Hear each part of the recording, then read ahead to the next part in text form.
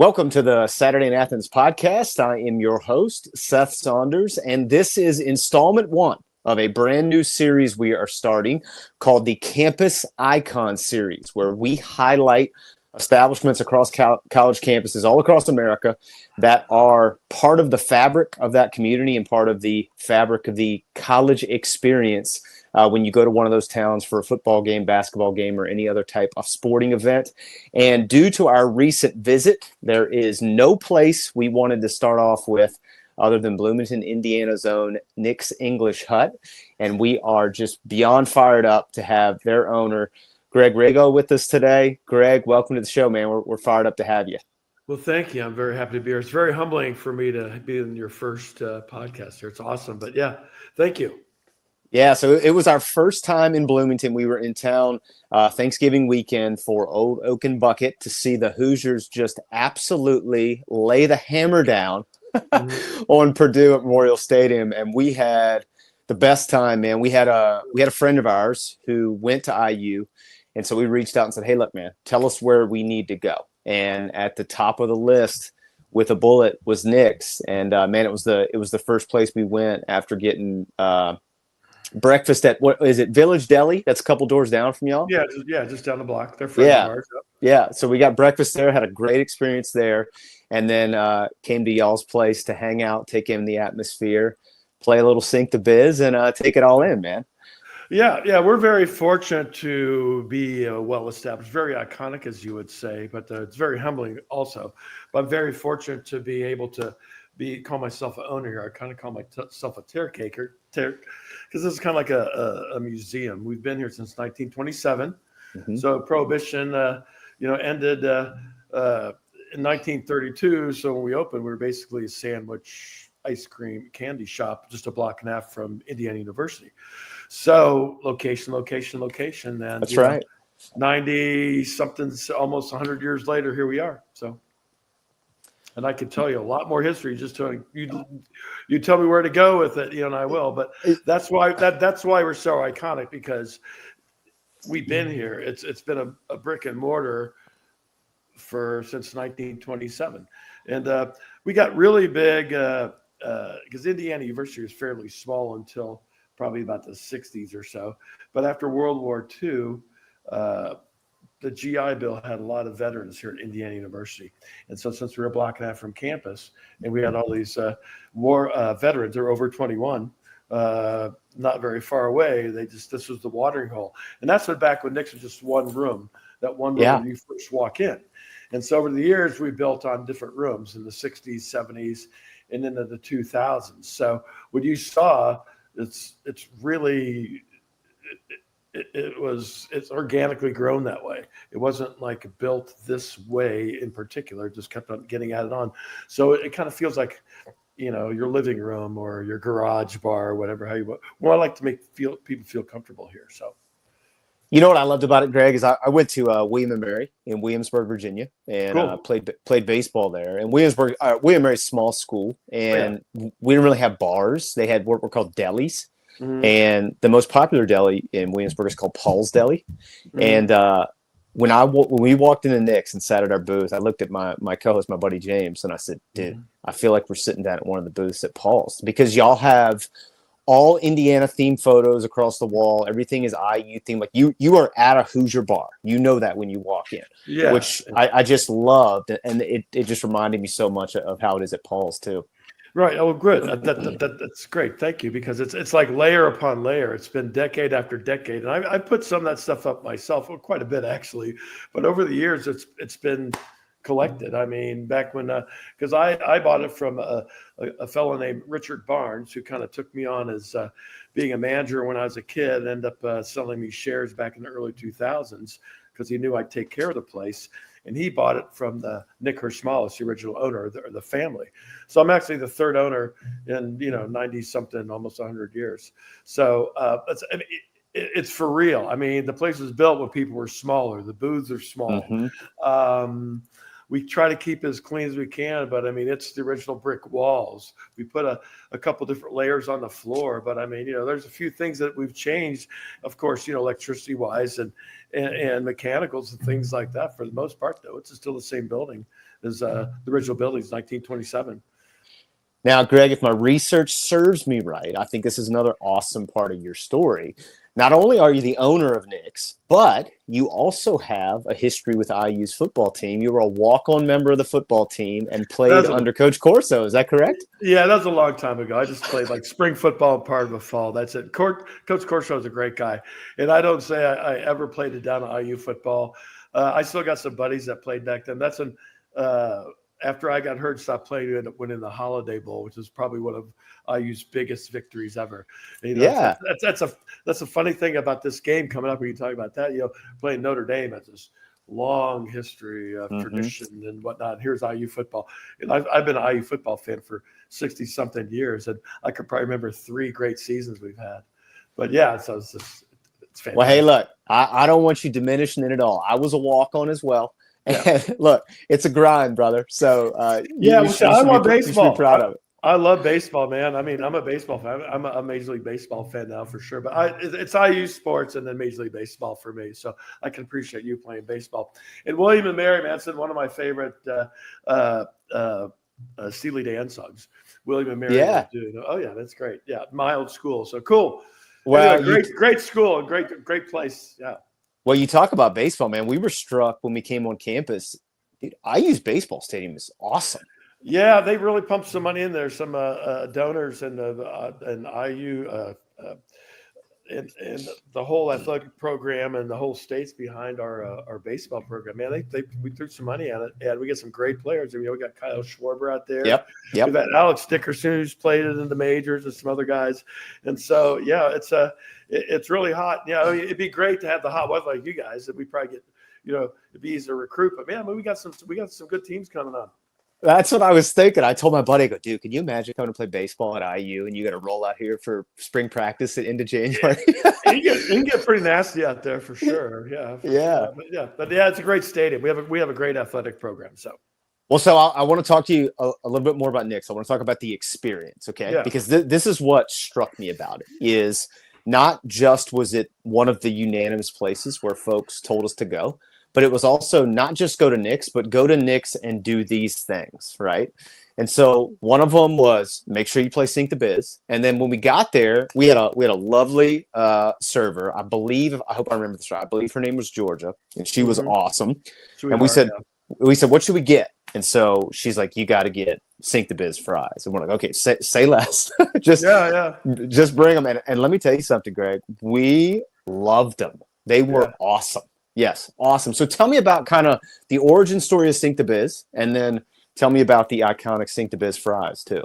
Okay, well, Sync the Biz kind of started back in it wasn't called Sync the Biz back in the day, but back in the day, Nick's English Hut was kind of it wasn't a library, but you kind of had a code of ethics around here. It kind of was, we had a night manager. This was back when I was a manager also, when I was a mere 20-something years old. But we kind of kept things kind of quiet and clean around here. Now, it wasn't like a library, but we didn't allow people to play drinking games. And so there was a game that some fraternity sorority people would play called Cardinal Puff, what was similar like Sync the Biz, where people went around and poured beer into a pitcher and chugged and whatnot. And so we put an end to that kind of game because it promoted drinking. So we want to keep it responsible drinking. So probably somewhere in the 90s, there was a couple of buddies of mine that were cheerleaders. They had buckets, a bucket of beer. If it was a longer show, I could probably explain everything. Buckets of beer here. It used to be a private beer drinking club. To have a Nick's bucket was a privilege. We had only a certain number of buckets. We had like 126 buckets. And they cool. They all hung downstairs over the main bar, and they were numbered so we knew which ones they were and exactly where they were. And only the owner of that bucket could use the bucket. I love that. There wasn't Sync the Biz yet. It was actually a discount way to buy beer. When I first started back in 1978, I think buckets of beer were like $1.25. Yeah. They hold almost as much of a pitcher. Anyway, it wasn't supposed to be a drinking game. It was just a way for a patron to have his own private bucket that only he could and his buddies could drink out of. Yeah. Anyway, it used to be a scam where like somebody come with their fraternity brother and drink out of their bucket. It was their buddy's bucket, and then they would probably try to come back and pose as their buddy and get their bucket to use. Yeah. And so it's actually, we used to check people's IDs and stuff to make sure only they use their bucket, because to scam somebody's bucket at Nick used to be a big deal here on campus. Yeah. Back when things were a lot boring, before we had 300 channels and internet and all that, people used to try to steal somebody's bucket. So anyway, somehow it morphed into a beer drinking game, where basically you take in a bucket of beer, you and your buddies, and you take one of those little 5-ounce like juice glasses, and dip it into the bucket and fill up put some beer in everybody's glasses, and then everybody starts going around and you fill up each glass. Everybody grabs up the dipper and fills up a glass as they go around until somebody sinks the dipper in the middle of the bucket. And then when it's sunk, then somebody has to chug the beer. Anyway, it's to get the rules on the internet. You can find them. Anyway, It's a beer drinking game that ended up starting probably late 90s and ended up morphing into something where it's huge now, where everybody sink the biz. Everybody can get a bucket. We sell them all around the country. We do mail order. And it is a beer drinking game, and it's fairly harmless. When parents come to visit, they love to play sink the biz with their kids. And love that. I don't care how conservative mom and dad is when they first come in. They start playing it and they get into it. Next thing you know, mom, who never drinks, has a couple beers in her, and she's taking off the sweater, unbuttoning a little bit. And, I love that. That got really popular, and we sell tens of thousands of those a year. Of all draft beer. That helps makes us one of the largest draft beer accounts in the state, an on-premise draft beer account, which means a bar or a restaurant, not one of the big major stadiums. But so we've always sold a huge amount of draft beer, and this really helps. So what happened was, Sink the Biz is really popular, and our food was really taking off. See, back in the day when I first started here, we probably sold 90% beer and liquor and 10% food. Oh, wow. And then as I morphed in more of a kitchen guy, and we started, Mr. Barnes, the owner at the time, really encouraged me to build the kitchen into a really solid part of the business. We slowly built our food business. So to do that, we had to do certain things like market our Nick's burgers. There aren't hamburgers, they're Nick's burgers, because you can only get them at Nick's. And then we started making a certain kind of French fry. And I figured, well, you know what? Let's try a flavored French fry. And my aunt Eileen used to make the seasoned fry back when I was a kid, with all my cousins and us. And it would take you make your own homemade French fries. You season with Parmesan Romano cheese. We were Italian, and usually it was oregano or something like that. And so when I developed these biz fries, instead of using that, we already had a Cajun spice we put on our burgers that we made up. It was almost a little more spicier, like a red Cajun type spice. And so what I did was kind of throw the Romano cheese and the biz spice together. We call it biz spice Sink the Biz for Sink the Bismarck. Back in the day, for our history buffs, the Bismarck was a German battleship which we sunk in the Second World War. Anyway, so that's how it ended up being Sink the Biz, because the dipper glass of the Bismarck that you sink, that's how you win or lose, depending on how you look at it, how you like drinking. So anyway, we decided to, I said, well, let's make a French fry that kind of we can go along with the game, because the game is so popular. So we shopped around, find a bucket, which was similar to our beer bucket. And then I figured, well, what are we going to do about a dipper? And I figured, well, how about if we just make our own type of mayonnaise? And so we roast our own garlic and put some cayenne pepper and some other things in it. So it's a garlic mayonnaise. And instead of our dipper glass of beer, we put that garlic mayonnaise, which is addictive. And then the fries, spice fries with Romano cheese and spice we use. And we use really high-grade French fry. It's not a cheapy fry. And then it holds up well, and it's great when it's warm, especially after you had a few beers and the garlic mayo. Yeah. And it just morphed into Sink the Biz, took off that way. And then as far as the beer drinking game, and the Sink the Biz fries took off in another direction. And our food just kind of morphed, and we sold more and more food. Sink the Biz fries helped that. So like now we sell probably 65% food, 35% beer. Oh, wow. Not that we sell that much less beer, liquor. We sell a ton of that. It's just we sell that much more food because we try to make a balance between being a bar and a restaurant. Because if we were solidly trying to be a bar all the time, we'd just be busy usually at night when the students were here. Right. But Bloomington, it's like where you went to school, we were in Mary. I mean, I'm sure that Paul's, is that the name of the bar? That you went to, Paul's? It was probably part of the local fabric too. Yep. Right. So locals used to hang out. So here, I mean, we've been in Bloomington for, since 1927. So a lot of people's great grandparents came in here and things like that, local people.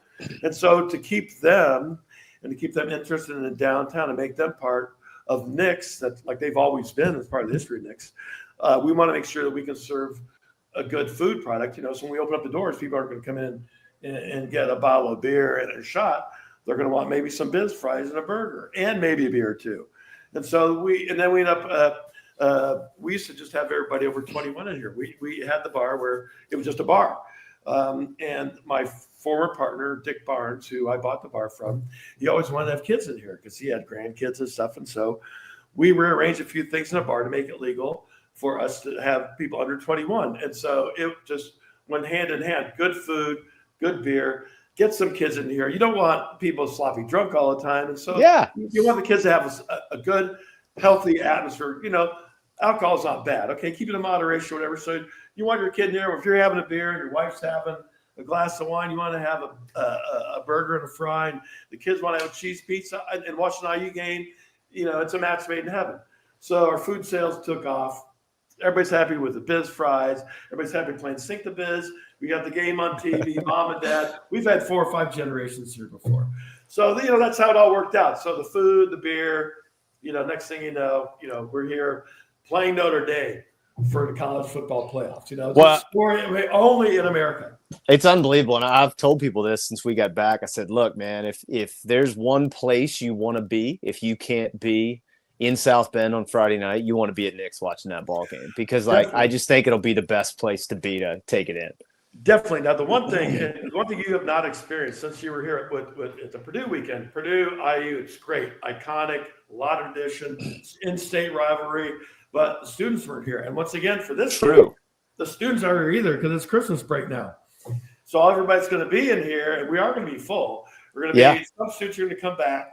But also, we have a big local following. So we are ground zero for IU sports besides Memorial Stadium or Assembly Hall. And we've kind of been known that for years and years just because we're here. We're in the middle of Bloomington. We're lucky to be a block and a half from campus. And so we've always been a part of the student body and part of the athletic program in IU. So, but once again, it's just going to be a bunch of the townspeople who are just fantastic. But if you would have planned it maybe a little differently, the Michigan weekend was a bomb here. Oh yeah, I bet.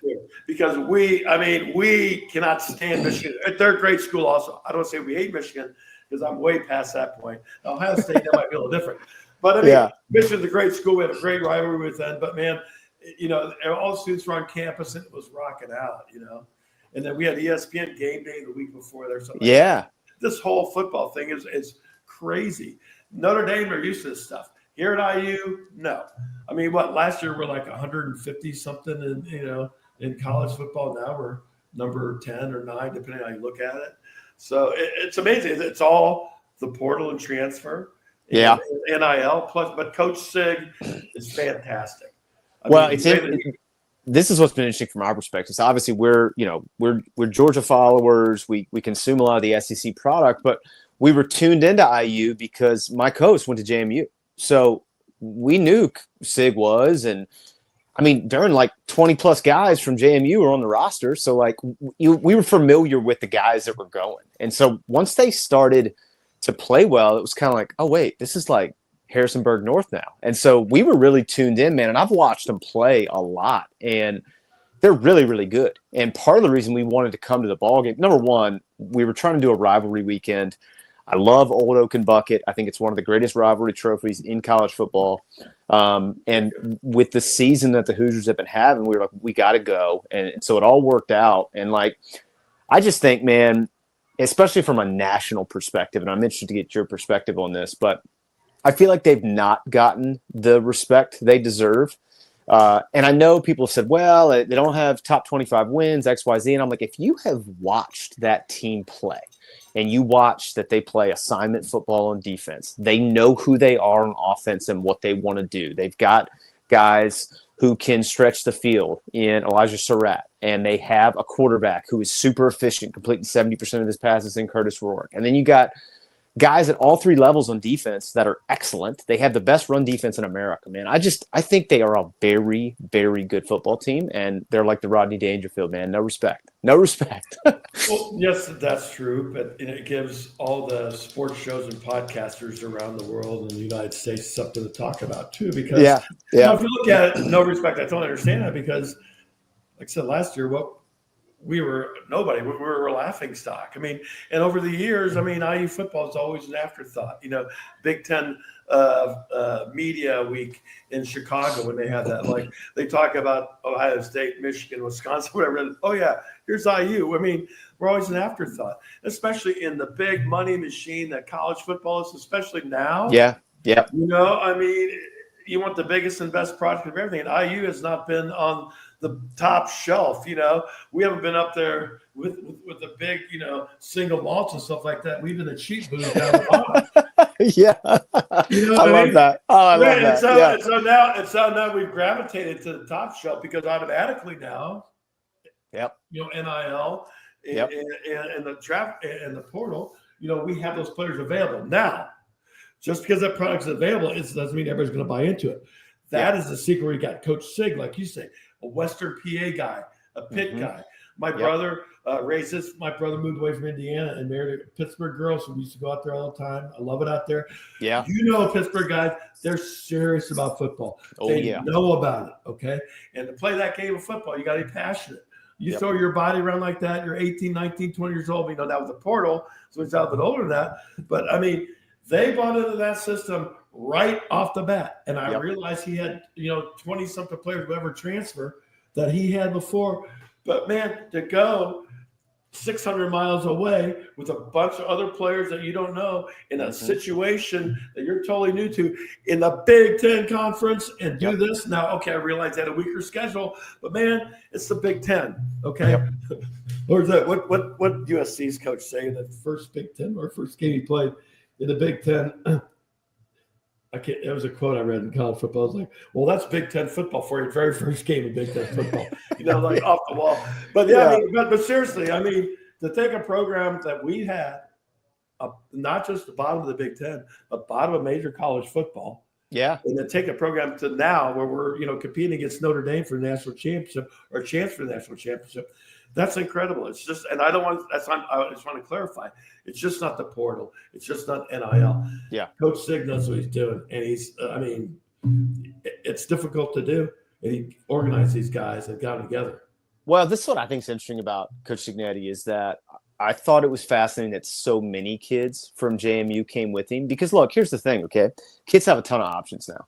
And if they didn't believe in him and what he's doing, they all wouldn't have gone en masse with him to Bloomington. And so I thought that spoke volumes to start. And I think they've played that way, right? And what has struck me about watching them all season is they're just a very well-coached football team. And they're going to play their assignment on defense. They're going to be disciplined.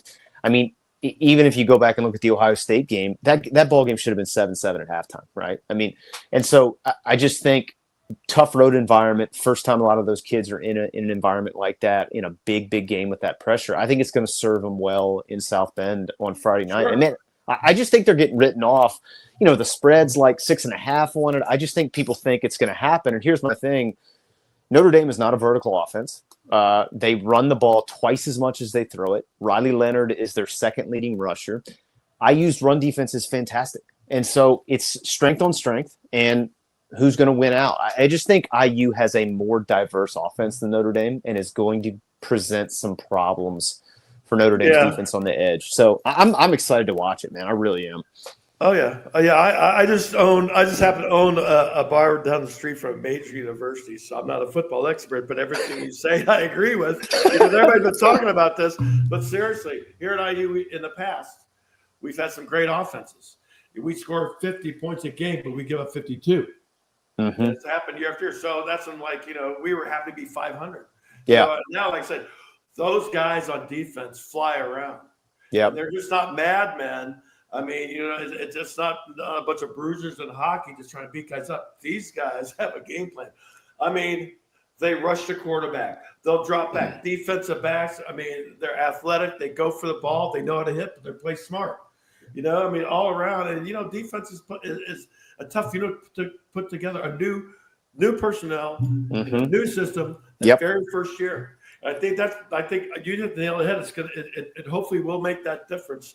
And I think you brought it up with the Ohio State game, and Coach Sig brought it up too. And he's very black and white. He doesn't make any excuses. He said, "Hey, I did not prepare the guys. We're not there, and we were really freaked out by the crowd." I'm paraphrasing what he said.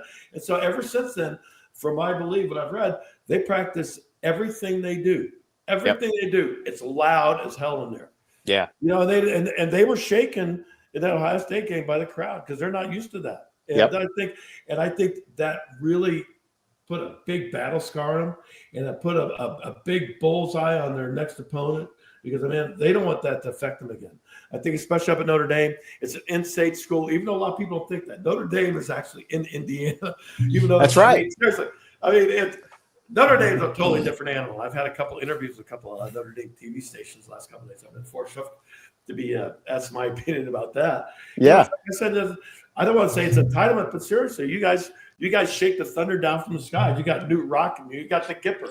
That's right. You got Ronald Reagan. You got, the Pope. You got Lou Holtz. Yeah. And everything. So they fall out of bed and they're in the top 20. Yeah, that's right. The top 20 is bad for them. And so I'm not saying they're overrated. Okay, people say we're overrated, but look at Notre Dame. Seriously. Yeah. They could have 4 losses and still be in this position. Like Alabama even being considered. So, and I'm not saying anything badly about Notre Dame. It's a great university. They have a great staff. They're well coached. It's a great program all around. Every sport, every program, every probably department they have is fantastic. But here at IU, we're very passionate about Indiana University and our sports and our university too. But we just happen to have a lot less wins in college football than they do. College basketball is a different story. That's why I will tell you this. Really different, You talk about the passion, man, and that's real. Like, we were struck when we came on campus for the ball game. Number one, tailgate scene was unbelievable. We can party. Yes, it was awesome. Well, see, if you came last year, year before, what happens is my theory is there's about 20,000 hardcore RU fans. And so for a game, like say if we're playing Middle Tennessee State or Alcorn A&M or something like that, we might have 25, 30,000 people in the stadium and 40 or 50,000 people in the parking lot partying. We can party. Yeah. That's great. And we study hard too. We've got a lot of road scholars and things like that, But the other thing is when there's something to really watch, they'll go in and watch it. As you saw, that stadium now is packed. And Fred Glass, our former athletic director, he looks like brilliant now for having that stadium expanded and the way our board of trustees has handled the stadium, because our stadium used to be open-ended, looked like a big high school stadium. Now it's beautiful, beautiful facility. Well, I was going to say, one of the neat parts about that whole experience was, number one, it was a night game. It's a huge rivalry. Snow is coming down. They had put towels on all the seats. The pregame atmosphere at Memorial Stadium was beyond electric. It was outstanding. And then, it was our first time there. So, we were taking things in for the first time. And my favorite part, Greg, was, obviously huge flagpole in the corner of the end zone. And during the national anthem, band's playing the national anthem, marching band is. They're raising this enormous American flag, and the entire stadium is singing the national anthem together. And, man, it was awesome. And so it was such a cool scene. And to your point, from a facilities perspective, we kind of walked through the bowels of the stadium and the football facilities. That weight room is outstanding. The meeting rooms were outstanding. It is a beautiful facility in that portion of it. And I just thought it was a really neat environment, really enjoyed Memorial Stadium. And we have just been trying to be the biggest evangelists possible for Bloomington and IU. We're if y'all haven't been, take your behind to Bloomington. It is stinking awesome. And we're biased. We love Athens and we love Madison, Wisconsin and lots of college towns, man. But Bloomington is tough to beat. Well, look, Yeah. I want to ask you this. You've been in some form or capacity at Knicks for what, 50 plus years, right? Or 50 years, almost 50 years? Yeah, almost 50. Let's say Almost 50, because late 70s you started, is that right? 1978. Yeah. Yeah. So I guess what, 45 plus? 47-ish. Yeah. We turn 100 in 2027. So yeah. Oh, I want to talk to you about. I want to talk to you about that too, because I may have to be in town for the 100th birthday of Knicks. That's cool. We're gonna have a party on the street. Yeah, We're close to street down. We're gonna go for it. I'm gonna put that on the calendar because I got to be there for that. But tell me this: I want to know some of your favorite stories from Knicks over the years. Well, I'm getting old and I forgot a lot of things. But probably there's been a lot of highs. I've seen a lot of weird stuff, and but probably when we won the national championship in 1981, we closed down Kirkwood Avenue, which is the street we're on, where you locate. That's kind of ground zero for IU sports. We've got all the other bars around here. There's the upstairs pub and a KOK and places like that. So, like you saw when you were here, people watch the game inside here, and the people watch the game across the street in those bars too. And what happens is a big victory happens, like we beat Kentucky or we won the national championship. Everybody goes out in Kirkwood and parties. And so 1981, when we won the national championship, beat Syracuse. Was that Keith Smart? No, that was 87. 81. Who did we beat in 81? I can't. My brain's not working right now. But anyway, with Isaiah. Anyway, we upped it out over there, and it was crazy. And the party went all night long. With the last thing we had left, we were selling carryout left and right, beer left and right. The last thing we had was we beat Michigan. Not 76 in Michigan. We beat Michigan 76. I'll think in a second. And so it just one big party. And that's what I was like, I don't know, 20-something years old. This is the best thing I ever saw. It's better than Christmas, Easter, and my birthday and Mick Jagger all together. That was a huge highlight. And then Bobby Ney came in here back in the day. We served him and Dick and Bird walk in after they did an IU. This is back in the 80s. That's one of the very first Big Ten, ACC, big matchup weekends or something like that. We played North Carolina. It was up in Indianapolis or something. So Dick Enberg and him did the games. Anyway, they came here for pizza afterwards. Barack Obama coming in before. Oh, that's cool. Oh, man, he walked in. This is when he wasn't president yet. It's actually after right before the primary in Indiana. It was 2008, April 14th, 2008, and it was right before we had this big bicycle race, Little Five, which Little Five, breaking away, which was filmed. Part of that was filmed in Athens, Georgia. Actually, Athens, Georgia, filled in for Bloomington, Indiana, a couple of shots. I didn't know that. Yeah, Anyway, if you that's cool. Look it up in Wikipedia. Anyway, he came for the women's race the night before because he was campaigning through the state. That's when we could actually vote a Democrat in the state of Indiana. Anyway, so. He walked. I was working that day, and we knew he was in the area. And people say, "Oh, Barack Obama's going to come in the Knicks." I go, "Yeah, right, whatever." So we're busier than hell, because it's Little Five weekend. I mean, it's just So next thing I know, these guys pack like in ununiformed, like guys in suits. Yeah. Come in. They're Secret Service guys. They start sealing off the doors, and next thing I know, my lawyer and a couple of guys come in that. Said, well, they're big Democrats anyway. So Barack Obama's really coming. So look outside. They had these state police buses blocking off Kirkwood, and Barack Obama was walking down the street coming in. So that was huge. That's on YouTube. Cool. You want to check that out if you want to see Barack Obama next. And then when we beat Kentucky, that was huge. You can see it on YouTube also. If you guys want to see, we were on ESPN for a while there. When we had the final shot to beat Kentucky.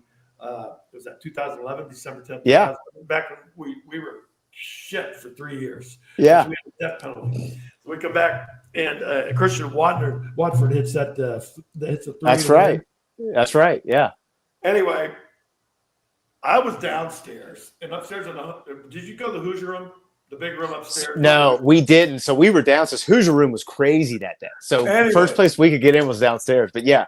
I'm familiar with the Hoosier room now. Okay, the Hoosier room, and we always check how many people in the room pretty close. But that night, since it was toward the end of the game and it was Kentucky, we hadn't played Kentucky for years. And we've had a crap basketball team for years. I mean, people were just waiting to unleash. And so it looked like we were going to win. So people started congregating into the Hoosier room. Just the whole place was full of people because that's a big room. And we got like 45 TVs up there. So anyway, Watford hits that last second shot that went through. And you're probably in high school then or whatever. But I was second shot, when that shot went in, somebody had their camera, their cell phone camera on, taking a video of, they were sitting toward the back of the Hoosier room. So they had the whole Hoosier room focused on this one TV. And when that shot went through, it looked like a bomb went off. I mean, the floor was shaking, but it was the best moment in IU basketball because we've been crap for years.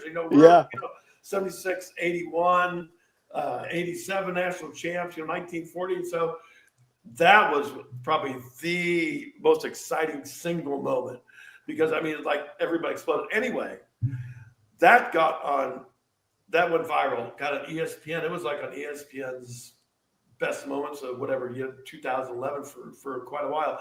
Anyway, our insurance carrier, not our insurance agent here in town, but the insurance carrier in Wausau, Wisconsin, saw that on TV, like the president of the company saw it on TV and called our insurance company, and they want to cancel our insurance. We had a whole insurance investigation for that. They thought that we let too many people in, and we're following fire codes. So we ended up having to go through a whole big investigation about that. So we got everything cleared up. We were okay, but that's the single most iconic moment, probably the single moment. But I mean, you could watch that. It's just YouTube it on the IU versus Kentucky final shot. Those are probably the best. But there's a bunch more. I mean, but and weird stuff happens all the time, So. Oh God, I love that. That is the beauty of college sports and a college town.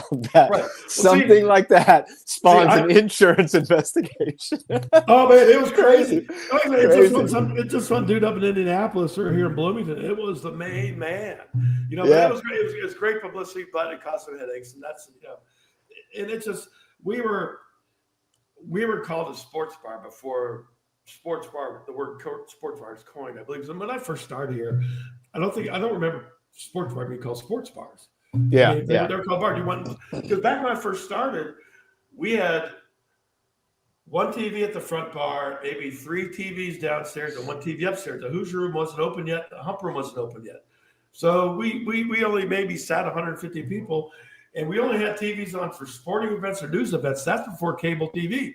So TVs were hardly on. I mean, seriously, it's almost like a library. People come to converse. We have, IU professors in old classes here. Seriously. They still do every now and then, but not like a day. I mean, we're close to the law school. The law schools come here and they would study it and, banter and things like that. That things have morphed. Now it's a little bit different, But, that's what we talked about. We've developed organically. I mean, we happen to be here. And anyway, that being, you get cable TV, and then we were a big Cubs bar for a long time, Chicago Cubs, because we had WGN, the Superstation. That's before all the games run. So I used to be a Cubs fan. I gave up on that after a while. I'm a big Sox fan now, unfortunately, White Sox. So we have Cubs games on all the time. So it was okay to have sports on all the time because the Cubs are on constantly. And then WTBS became a Superstation, so we had the Braves on all the time. Yep. And then we started getting different sports packages and college football and college basketball and pro football be on every night of the week. So then that's how we end up being. Now I've got 48 TVs and stuff like that. Now you're getting streaming, and that's a whole different world too. It used to be great, just turn on TV, and it'd be there. I remember we didn't have remote controls. Now look at us, we got you had to turn it. Now we got Now, I tell my kids all the time, you guys have no idea how good you have it. I got to see one baseball game a week when I was a kid. Now you can see all of them. It's just a different world now. You had Tony Kubek and Joe Garagiola doing a game from St. Louis or something. You're a White Sox fan, so I kind of understand your pain. I'm an Orioles fan, so I've been long suffering in a lot of ways too. I think they're on the upswing now. Hopefully, it's been good past couple years, and I think they're young enough where they're going to kind of stay in that pocket. So they have a chance to win the series. Get some pitching together. They got a chance. I mean, that's a tough division, dude. That's a tough division. The Really Yankees tough. throw money about anything, you know? Yeah, it's really tough. I do love the way they've kind of structured everything with Mike Elias and kind of what they're doing with the draft and all that stuff. I mean, I love Gunnar Henderson, type guy that whether he was on the Orioles or not, like I just want to watch him play baseball. And they've so, done a great thing too. They've turned around. I mean, you know, the Orioles it's almost like IU football. I mean, we were crap for years, and we turned around. Really bad. Man, I mean, Orioles had a great farm system for years. You know. Yeah. And now, I mean, they're good. I mean, they're a contender now, for sure. Yeah. Sox, man, they don't have a clue. They don't know what's going on. But I go to spring training. My mom lives out there in Arizona, so I go to spring training, see 3 or 4 games. It's great. Arizona spring training is where it's at. Maybe great. Well, because everything's so close. Everything's close, and the weather's almost always good. Florida might rain some. I mean, you know, Florida's kind of a weird state. Sorry about Florida people, but it's a weird state. The spring training there is very spread out too. Right. Like you could be in a lot of different places, whereas Arizona, man, you could really go to a bunch of different ballparks in a pretty good little cone there. So that's good. Especially the west side of Phoenix. I mean, within a half hour, you can hit 10 stadiums. Yeah. Well, look, Greg, before you go, I want you to tell all of our listeners how they can support you, support Knicks, and, you know, what they should do when they come to Bloomington. Well, that's great. We're at Knicks English Hut, 423 East Kirkwood, Bloomington, Indiana. And we're trying to open 7 days a week. COVID really hit us really hard, and we're still here. We're like that, but we're open 6 days a week. For almost IU games. Every now and then on a Monday game, we might be closed, but we're trying to stay open for those too. Just come down and see us. Check us out on the website. We're not really super strong on social media. We need to be, but I mean, we're more of an old school, like real meat and potatoes kind of bar. But we're very diverse. We've got an old school kind of pizza, burger, fry menu. We try to buy local products as much as we can. We buy local beef. Our burgers are fantastic. I don't want to make this a commercial, but this is my life. I'm very passionate about this, obviously. I started out as a kid working in the kitchen and I ended up buying it. This is like my dream come true. And now hopefully it'll work till I die, but hey, it might happen. But yeah, I mean, it's you'll love it. I mean, if you're really into the college scene or just an iconic small town bar restaurant in a very quaint atmosphere, this is a place to be. And we really try to make people feel comfortable, like you're in my living room or you're in my kitchen. And I truly feel that. I try to give that feeling to my employees too. Sometimes it doesn't work out, but you know, that's the way it is. I'm glad especially Seth, I'm glad that you felt so comfortable here. I am humbled that you made this your first show. And hopefully we beat Notre Dame. I predicted 31-27. And I like that. And then we play the Bulldogs. So yes. Georgia, I mean, I got no problem with Georgia at all, man. I mean, they've earned everything they got. So, you know. I would love that. Well, look, Greg, there's a reason that we asked y'all to be on first. We just were really taken with our experience at Knicks. We thought it was awesome and just kind of represented everything we love about college towns and an experience in a college town.